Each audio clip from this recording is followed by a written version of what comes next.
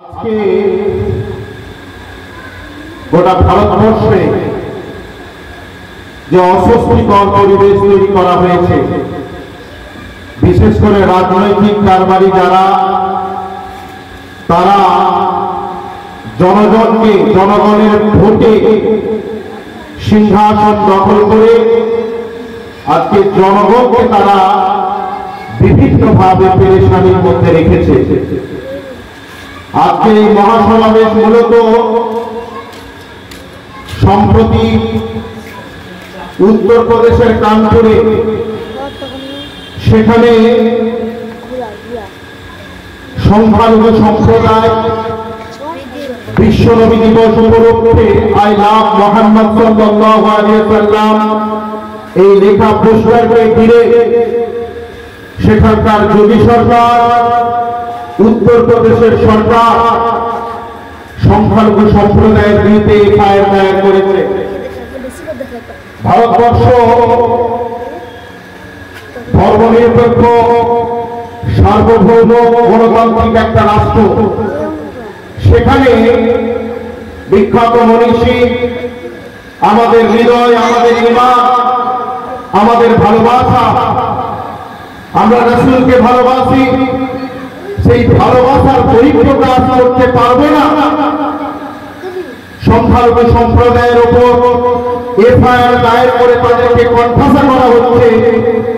আমরা তার তীব্র নিন্দা জানাই, এই মন থেকে তীব্র ধিক্কার জানাই। আল্লাহ রাসূলকে আমরা ভালোবাসি, আল্লাহ রাসূলের জন্য আমরা আমাদের জীবন পর্যন্ত দিয়ে দিতে পারি, ওই কুলাঙ্গারদের জেনে রাখা দরকার। মুসলমানরা এমন একটা জাতি, আজকে গোটা ভারতবর্ষে মুসলমানদেরকে কণ্ঠাসা করার চেষ্টা করা হচ্ছে।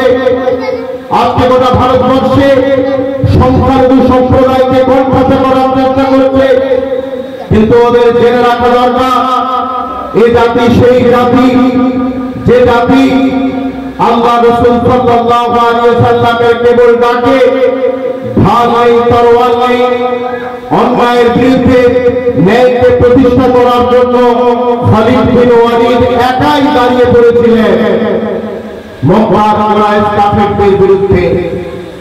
মক্কার কুরাইশ কাফেররা খালিদ বিন ওয়ালিদকে জিজ্ঞাসা করেছিল, ওহে খালিদ, হযরত মুহাম্মদ সাল্লাল্লাহু আলাইহি ওয়াসাল্লাম তোমাকে বলল আমাদের বিরুদ্ধে যুদ্ধে লিপ্ত হও, তুমি ঢাল নেই, তরোয়াল নেই, খালি হাতে আমাদের বিরুদ্ধে যুদ্ধে লিপ্ত হলে, যুদ্ধের জন্য এগিয়ে এলে, অথচ আমাদের হাতে অস্ত্র রয়েছে।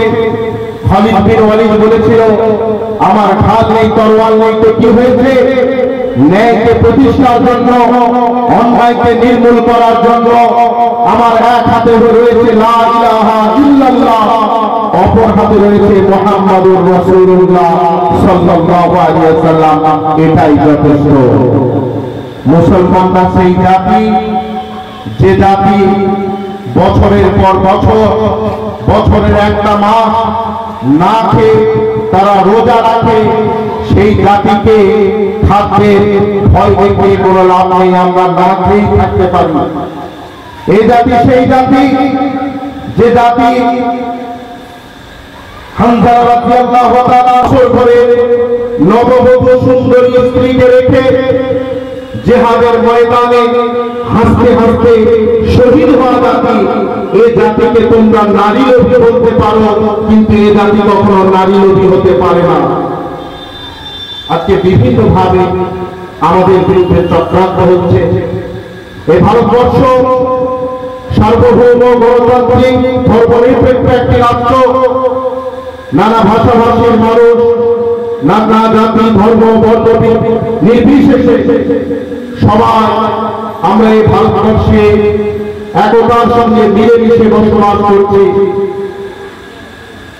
এই ভারতবর্ষ সমৃদ্ধির ভারতবর্ষ, এই ভারতবর্ষ ভালোবাসার ভারতবর্ষ, এই ভারতবর্ষ সত্য শ্রেণীকে বিচিত্র এই দেশ, বৈচিত্র্যের মধ্যে ঐক্যের সহাবস্থান।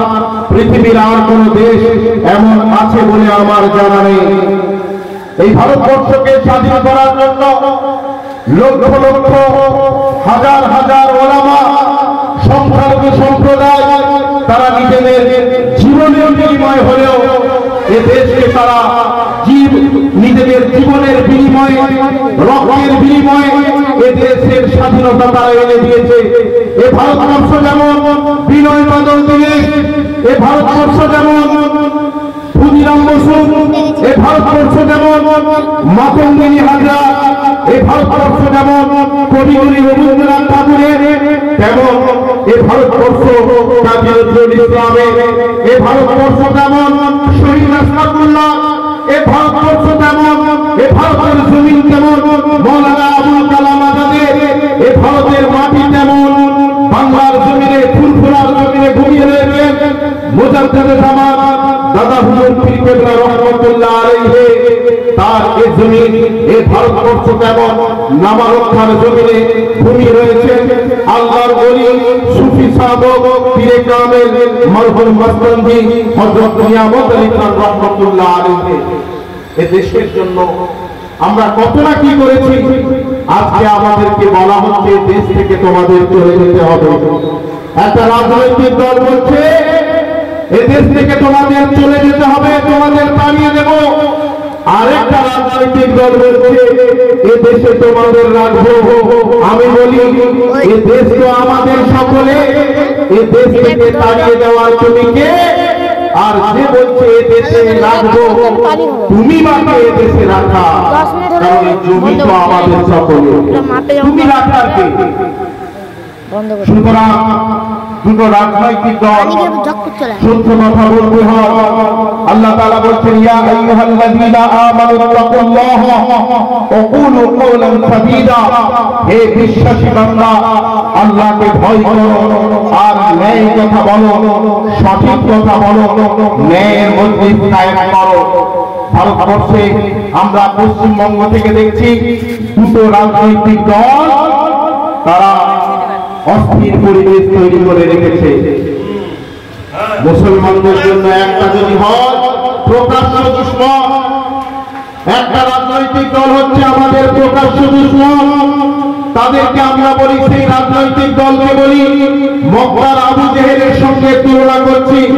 মক্কার আবু জেহেল হচ্ছে আল্লাহ রাসূলের প্রকাশ্য শত্রু, তেমনি পশ্চিমবঙ্গে আরেকটা রাজনৈতিক দল এরা হচ্ছে মুনাফিক। এই মুনাফিক হচ্ছে মদিনার আব্দুল্লাহ ইবনে উমার, এও আল্লাহ রাসূলের বিরোধিতা করেছে। সুতরাং একজন প্রকাশ্য শত্রু, আরেকজন হচ্ছে আমাদের সঙ্গে মুনাফিকি করছে। ভোটের ক্ষেত্রে আমাদের প্রয়োজন, আর অন্য সময় তারা আমাদের চেনে না। যে মানুষকে ভালোবাসে না আল্লাহ তাকে ভালোবাসে না। মানুষ বলতে কেবল মুসলমানকে বোঝানো হয়নি, মানুষ বলতে যে কোনো ধর্মের মানুষকে বোঝানো হয়েছে। সুতরাং এ কথা জনাবে মুহাম্মদুর রাসূলুল্লাহ সাল্লাল্লাহু আলাইহি ওয়াসাল্লাম বলেছেন শ্রমের মর্যাদা জানে। হ্যাঁ, তিনি প্রথমে বলেছিলেন যে শ্রমিকের ঘাম শুকিয়ে যাওয়ার পূর্বে তার পারিশ্রমিকটা দিয়ে দাও।